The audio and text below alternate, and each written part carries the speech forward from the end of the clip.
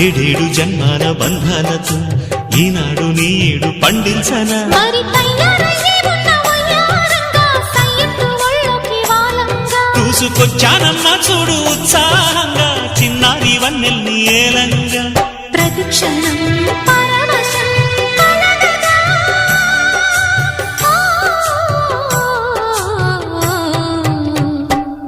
మనసా పలకవే మధుమాసపు కోయిలవై చెలిమే తెలుపవే చిగురాశల గీతికవై